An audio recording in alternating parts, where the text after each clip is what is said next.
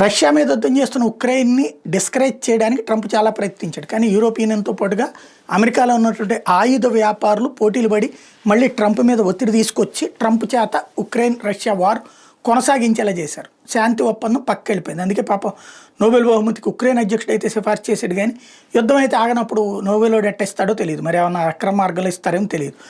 ఇప్పుడు అమెరికా ఇక కొత్త ఎత్తులు అంటే పాత బైడెన్ టైంలో తరహాలోనే అమెరికా వాళ్ళు వెళ్ళి ఉక్రెయిన్కి మద్దతుగా పలుకుతుండటం సమర్థిస్తుండటం చేస్తుంటారు. తాజాగా ఉక్రెయిన్ పెద్ద ఎత్తున ఈ మధ్యన పాల్పడుతున్నది డ్రోన్ల దాడులు. ఆ డ్రోన్లన్నింటినీ ఉక్రెయిన్లోని ఫ్యాక్టరీలు పెట్టి మరీ తయారు చేస్తుంది. యూరోప్ దేశాలకు సంబంధించిన కొంతమంది కంపెనీల వాళ్ళ ద్వారా అక్కడే ఫ్యాక్టరీలు పెట్టించి తయారు చేస్తుంది. అట్లాంటి ఫ్యాక్టరీ దగ్గరికి అమెరికాలోని అధ్యక్షుడైనటువంటి ట్రంప్కి సంబంధించిన స్పెషల్ ఎన్వై అంటే ప్రత్యేక రాయబారి కేత్ కెలాంగ్ వెళ్ళి అదంతా కూడా విజిట్ చేశాడు.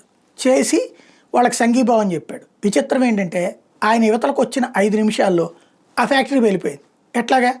రష్యా మిస్సైల్స్ వేసింది, రష్యా డ్రోన్లు వదిలింది. అంటే ఈయన అక్కడికి వెళ్ళడం వల్ల ఆ ఫ్యాక్టరీ ఎక్కడ ఉందో రష్యాకి తెలిసింది, శాటిలైట్ ద్వారా ట్రాక్ చేసింది. ఈయన అవతలకి వెళ్ళగానే దాన్ని పేల్చిపడేసింది. అది ఇప్పుడు యుద్ధ తంత్రాల్లో కొత్త వ్యూహం.